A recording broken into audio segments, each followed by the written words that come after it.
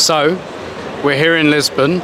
You'll probably hear a little bit of commotion behind us because just behind us is Pink Street, where most of the Arsenal fans are gathered. And Jamie, they're celebrating because, let me repeat this sentence again for the VT, Arsenal are champions of Europe. How does that sound?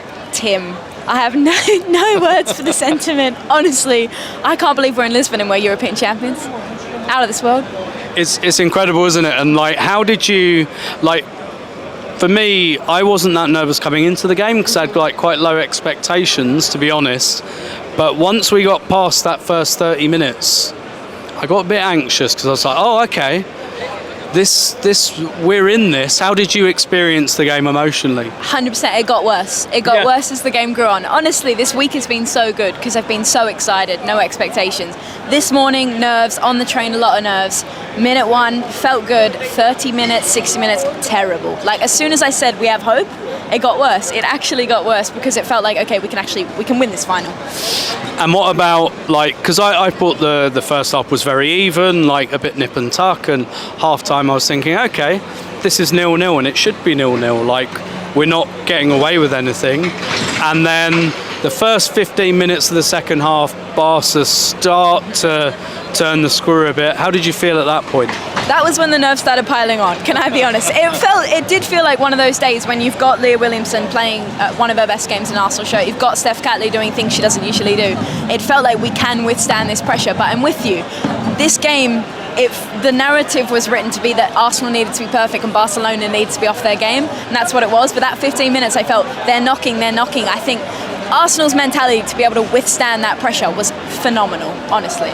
Yeah, and we'd spoken, maybe we haven't spoken about it for a little while, but we'd spoken about Renee making subs that make a difference. And then Beth Mead comes on with Stina Blackstenius, and they combine for the goal. One of the interesting snippets Beth gave us was that, like, the subs, they did 11v11 in training, and the subs had to play as Barcelona.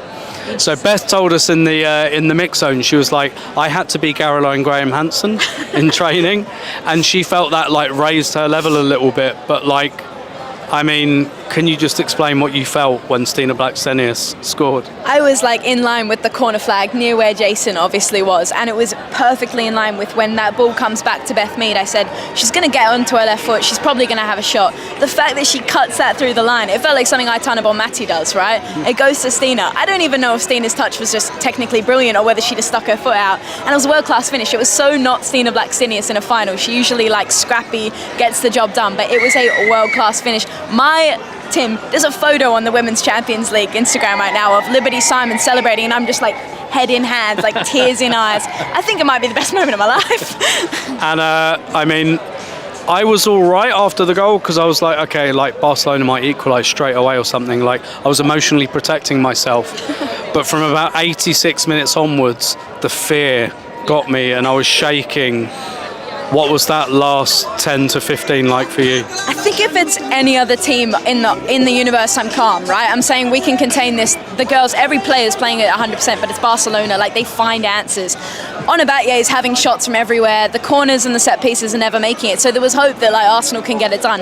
Those last 10 minutes were dreadful. I was grateful that it was only 7 minutes because I did think it was going to be more. But the nerves were everywhere. It just felt amazing. I was celebrating every interception and tackle like it was a goal. It was, yeah, I have no words for it.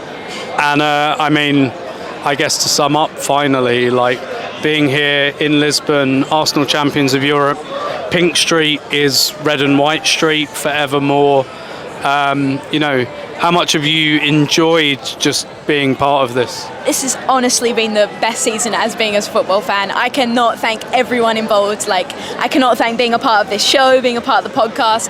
This has been the best season ever. Being in Lisbon with these Arsenal fans is unparalleled. It's absolutely beautiful. The last time we were in a Champions League semi-final, I was watching it at 7 a.m. from my apartment in Melbourne, and now we've won it and I'm in Portugal. So I'm so grateful for Arsenal, so grateful for the Tim Stillman and all the Arsenal fans.